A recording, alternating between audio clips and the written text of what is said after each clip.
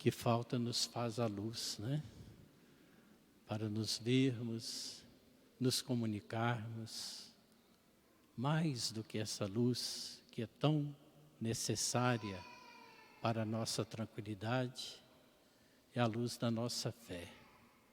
Se não tivermos a luz da fé, nós ficamos também com os nossos objetivos de felicidade interrompidos, alterados. O tema da nossa liturgia vespertina desse 17º domingo do tempo comum é a oração. O exemplo da oração de Abraão no Antigo Testamento, o exemplo da oração de Jesus no Novo Testamento. O texto do livro do Gênesis, que apresenta-nos o testemunho de Abraão, é praticamente a sequência, porque é o mesmo capítulo 18 do livro do Gênesis. Nós lemos do 1º ao 10º versículo no domingo passado, e agora nós estamos ouvindo, nesse mesmo capítulo 18, o versículo 20 até o 32. Parece que é uma pechincha que Abraão está fazendo com Deus, né? Pechinchando com Deus, pedindo abatimentos para não punir aquele povo que Deus iria punir em Sodoma e Gomorra. Mas Abraão se coloca com muita humildade, um diálogo muito sincero, muito íntimo e confiante com Deus, mas com toda humildade, reconhecendo a sua ousadia, mas a sua ousadia em pedir se baseava na confiança no Deus a quem ele estava dirigindo o seu pedido. Se lá tivessem 50 justos, será que não daria para privar aquele povo dessa punição? Aí Deus confirma que sim. E se fosse menos 5, 45? E se fosse 40? E se fosse 30? Mas sempre pedindo a Deus desculpas pela sua insistência. E se fosse 20? E se faltasse nesses 20, 10? É uma maneira amenizada que Abraão foi usando para pedir a Deus e Deus confirmando. A postura de Deus é da infinita misericórdia. Se nós temos humildade para nos dirigir a Deus com confiança, tenhamos a certeza de que seremos atendidos. No Novo Testamento, o exemplo de Jesus impactou os seus apóstolos, ficavam admirados. Como que alguém em tamanha sintonia com o Pai, tão iluminado pelo Espírito Santo, cultivava tempos enormes de oração. A gente sabe. Ou Jesus começava a rezar de tarde, anoitecia e até a madrugada chegava e ele estava em oração, ou então, antes do dia clarear, ele se punha em oração. Então os discípulos ficaram impressionados, não só com a maneira, o tempo que Jesus rezava, mas os efeitos daquela oração, daquela harmonia, daquela paz que ele transmitia, como consequência, é claro, da sua intimidade com o Pai. Senhor, ensina-nos a rezar. E aí Jesus apresenta as palavras que nós temos a graça de Deus de repeti-las tantas vezes, repeti-las porque são um programa de vida para nós. Uma catequese, um ensinamento completo da maneira que nós devemos viver a nossa espiritualidade. Este Pai, a quem Jesus dirige com a sua palavra na oração, já era utilizada essa expressão no Antigo Testamento. Mas a forma que Jesus utiliza é a forma aramaica mais próxima, mais familiar. Como um filho, uma filha, dirige ao seu pai dentro de casa. É como se fosse pai querido, papai, paizinho. Tem as diversas maneiras de um filho, uma filha, externar a sua ternura para com o pai. E é assim que Jesus nos ensina. Ele assim o faz, repetidas vezes. Dirige-se ao Pai na sua oração. Muitas vezes sendo ouvido pelos que ali com ele se encontravam. E é assim que ele espera e ensina para que nós também o façamos. E aí cada expressão da oração do Pai Nosso é uma catequese.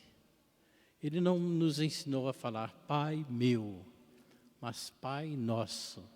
Se é Pai Nosso, então todos somos irmãos.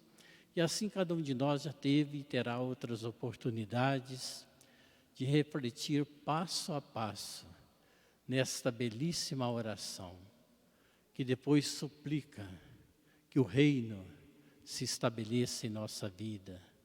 E conclui, perdoai-nos, assim como nós perdoamos. Depois Jesus vai dizer da importância desta humildade que nos conduz a pedir ao Pai. Pedi e recebereis, batei e ser-vos-á aberta a porta, buscai e encontrareis. A humildade é o caminho para que a nossa oração seja não apenas de dizer coisas para Deus. É claro que a gente vai dizer muitas coisas para Deus na nossa oração. Se a gente não for dizer na intensidade, na verdade das palavras que povoam a nossa vida, se a gente não fosse dizer para Deus, para ninguém mais a gente iria dizer. Que para todas as outras pessoas a gente diz, porque a gente pode dizer antes para Deus, que nos compreende, nos ama, nos perdoa. Esta confiança, ela se inspira no espírito de humildade. Depois também, ele faz esta comparação. Nós, limitados, seres humanos, sabemos e queremos dar coisas boas aos nossos filhos.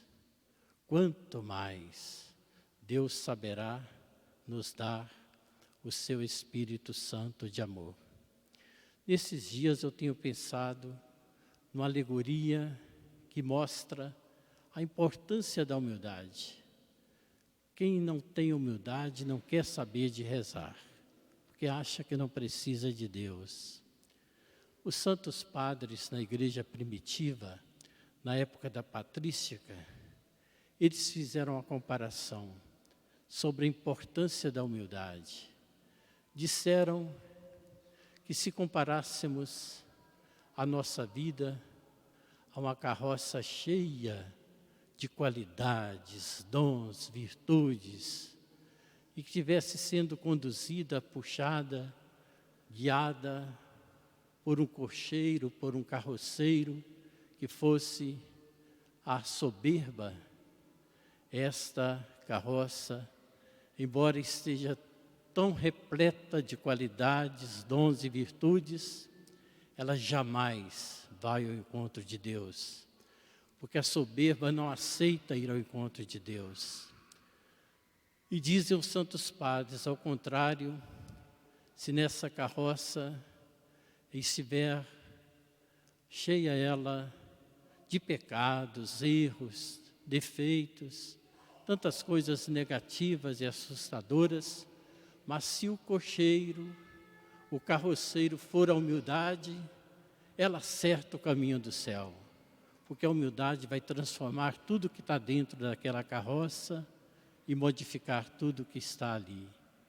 Vai ser mais forte pela sua capacidade de acolher e transformar, mudando tudo que está ali dentro. Pensemos na seriedade de levar adiante o nosso propósito de conservar um coração manso e humilde.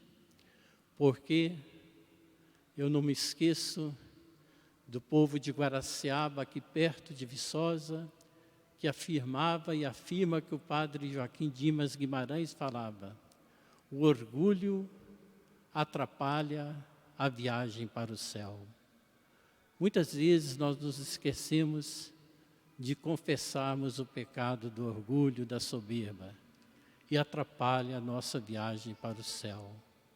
Se temos tantas virtudes e dons, mas nos deixamos dominar pela soberba, ninguém nos suporta.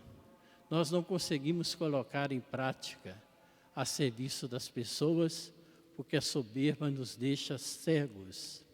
Ao contrário, tão limitados por vezes com os nossos defeitos, pecados e falhas, se cultivamos um coração humilde, a humildade vai nos levar para o céu, porque nós receberemos a colaboração dos irmãos e irmãs na fraternidade para nos ajudarem a transformar o nosso coração.